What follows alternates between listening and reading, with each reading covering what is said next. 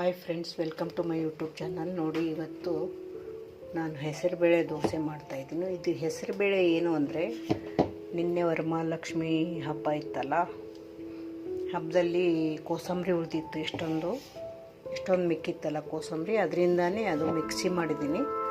ಅದರಿಂದನೇ ಈಗ ದೋಸೆ ಹೇಗೆ ಮಾಡೋದು ಅಂತ ತೋರಿಸ್ಕೊಡ್ತೀನಿ. ನೋಡಿ, ಈಗ ಈ ಪಾತ್ರೆಗೆ ಹಾಕೋತೀನಿ ಹಿಟ್ಟು. ನೋಡಿ, ಗ್ಯಾಸ್ ಹಚ್ಚಿದ್ದೀನಿ. ಒಲೆ ಮೇಲೆ ದೋಸೆ ಹಂಚು ಇಟ್ಟಿದೆ, ರೆಡಿ ಇದೆ. ಈಗ ನೋಡಿ, ದೋಸೆ ಮಾಡೋದು ತೋರಿಸ್ಕೊಡ್ತೀನಿ. ಇದರಿಂದ ಸ್ವಲ್ಪ ಉಪ್ಪು ಹಾಕ್ಕೊತೀನಿ.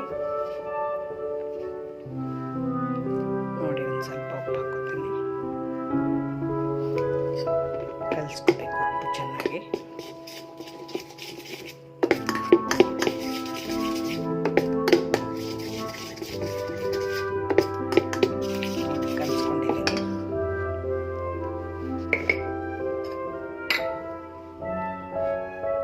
ಚೆನ್ನಾಗಿ ಕಲ್ತಿದೆ.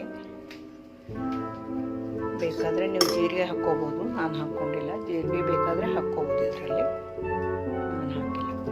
ಹಾಗೆ ಪ್ಲೇನ್ ಮಾಡ್ತಾ ಇದ್ದೀನಿ. ನೋಡಿ, ದೋಸೆ ಹಾಕಿ ತೋರಿಸ್ತಾ ಇದ್ದೀನಿ. ಹಂಚಿಗೆ ಸ್ವಲ್ಪ ಆಯಿಲ್ ಹಾಕ್ತೀನಿ.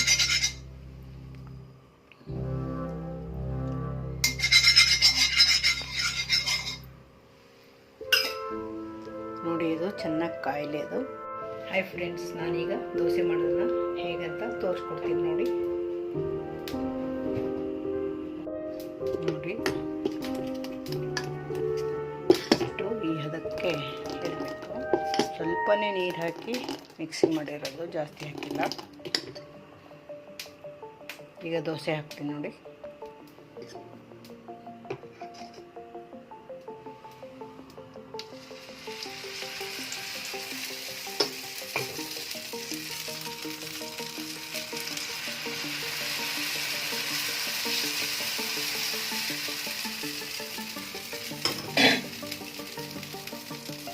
ಈಗ ದೋಸೆ ಹಾಕಿದ್ದೀನಿ. ಮೇಲೆ ಒಂದು ಸ್ವಲ್ಪ ಆಯಿಲ್ ಹಾಕಬೇಕು.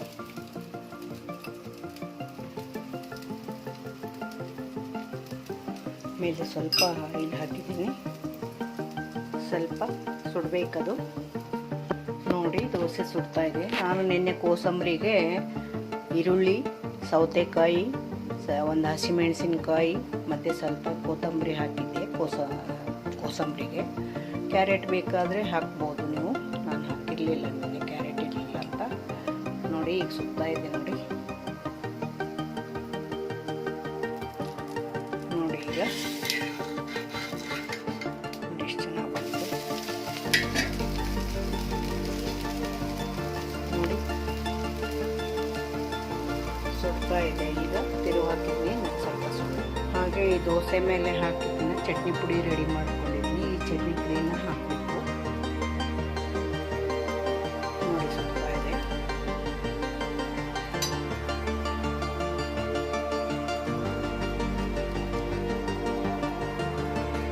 ಹೀಗೆ ಸ್ಪ್ರೆಡ್ ಮಾಡಬೇಕಿದೆ.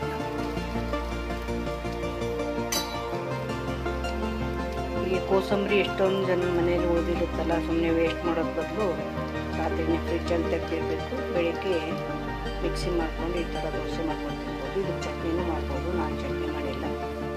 ನೋಡಿ, ದೋಸೆ ತೆಗೆದಿದ್ದೀನಿ. ಇದಕ್ಕೆ ನೋಡಿ, ಬರೀ ಚಟ್ನಿ ಪುಡಿ ಹಾಕ್ಕೊಂಡಿದ್ದೀನಿ. ಬೇಕಂದರೆ ಚಟ್ನಿನೂ ಮಾಡ್ಬೋದು. ಇದು ಹುರ್ಗಡ್ಲೆ ಚಟ್ನಿ. ನೋಡಿ, ಇದಕ್ಕೆ ಮೇಲೆ ತುಪ್ಪ ಹಾಕ್ಕೊಂಡು ತಿನ್ನಬೇಕು. ನೋಡಿ, ಇದಕ್ಕೆ ತುಪ್ಪ ಹಾಕ್ತಾ ಇದ್ದೀನಿ ಮೇಲೆ. ಸ್ವಲ್ಪನೇ ಹಾಕ್ಕೊಂಡಿದ್ದೀನಿ, ಸಾಕು. ನೋಡಿ, ಚೆನ್ನಾಗಾಗಿದೆ. ನೋಡಿ ನೋಡಿ ಹೇಗೆ ಸುಟ್ಟಿದೆ, ಹಿಂದೆ ಮುಂದೆ ಚೆನ್ನಾಗಿ ಸುಟ್ಟಿದೆ. ನೋಡಿ, ಈ ಚಟ್ನಿ ಪುಡಿ ಹಾಕ್ಕೊಂಡಿದ್ದರಿಂದ ತಿನ್ನಬೇಕು. ಸೂಪರ್ ಟೇಸ್ಟಿಯಾಗಿದೆ. ನೀವು ಟ್ರೈ ಮಾಡಿ ನೋಡಿ. ಈ ಥರ ನೀವು ಬೇಕಂದರೆ ಬರೀ ಹೆಸರುಬೇಳೆ, ಕೋಸಂಬರಿ ಇಲ್ಲ ಅಂದರೆ ಬರೀ ಹೆಸರುಬೇಳೆ ಏನೇನು ಹೇಳಿದ್ದೀನಿ ಇವನ್ನೆಲ್ಲ ನೆನೆ ಹಾಕಿ ಮತ್ತು ದಿವಸ ಮಾಡ್ಬೋದು. ಆ ಥರನೂ ಮಾಡ್ಬೋದು. ಬೇಕಂದರೆ ಚಟ್ನಿ ಹಾಕ್ಕೊಂಡು ತಿನ್ಬೋದು. ಚಟ್ನಿನೂ ಮಾಡ್ಕೋಬೋದು, ಕೊಬ್ಬರಿ ಚಟ್ನಿ. ನಾನು ಮಾಡಿಲ್ಲ. ನನ್ನ ಚಾನಲನ್ನು ಹೀಗೆ ನೋಡ್ತಾ ಇರಿ. ಹಾಗೆ ನನ್ನ ಚಾನಲನ್ನು ಸಬ್ಸ್ಕ್ರೈಬ್ ಮಾಡಿ.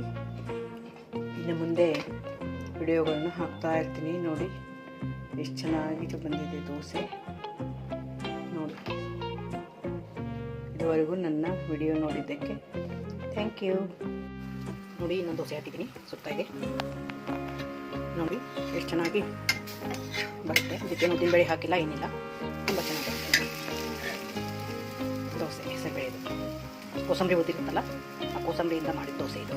ಹೋಳಿಗೆಗೆ ಮಾಡಿರ್ತೀವಲ್ಲ, ಹೋಳಿಗೆ ಕಡುಬು, ಅದಕ್ಕೆ ಕೋಸಂಬರಿ ಹಬ್ಬದ ಹರಿದಿನಗಳಲ್ಲಿ ಉಳಿದಿರುತ್ತಲ್ಲ, ಅದರಿಂದ ದೋಸೆ ಮಾಡ್ಕೊಂಡು ತಿಂದರೆ ಮತ್ತು ಸೌದಿದ್ದು ಹೆಸರುಬೇಳೆಯಿಂದ ಕೋಸಂಬರಿಯಿಂದ ಮಾಡ್ಕೊಂಡು ದೋಸೆ ಮಾಡ್ಕೊಂಡು ತಿಂದರೆ ತುಂಬ ಚೆನ್ನಾಗಿರುತ್ತೆ, ತುಂಬ ಟೇಸ್ಟಿಯಾಗಿದೆ. ನೋಡಿ ನೀವು ಟ್ರೈ ಮಾಡಿ.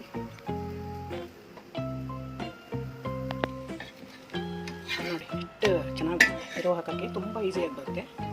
ಈ ಥರ ತಿರುವು ಹಾಕಿಬೇಕಾದ್ರೆ ಇದಕ್ಕೆ ಚಟ್ನಿ ಪುಡಿ ಅಪ್ಲೈ ಮಾಡ್ಕೊಂಡು ತಿನ್ಬೋದು.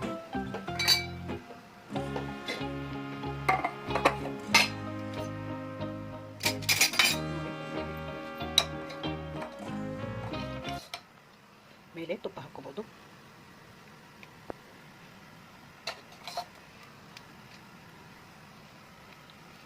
ನೋಡಿ ತುಂಬ ಚೆನ್ನಾಗಿ ಬಂದಿದೆ ದೋಸೆ. ನೋಡಿ ಈ ಥರ ಮುಚ್ಚಿ ತೆಗಿಬೋದು. ನೋಡಿ ನೀವು ಟ್ರೈ ಮಾಡಿ ನೋಡಿ. ದೋಸೆ ಎಷ್ಟು ಚೆನ್ನಾಗಿ ಬರುತ್ತೆ. ಕೋಸಂಬರಿದು ದೋಸೆ ಇದು. ಕೋಸಂಬರಿ ಉಳಿದಿರುತ್ತಲ್ಲ ಅದರಿಂದ ಮಾಡಿದ ದೋಸೆ ನೀವು ಮಾಡಿ ನೋಡಿ. Thank you.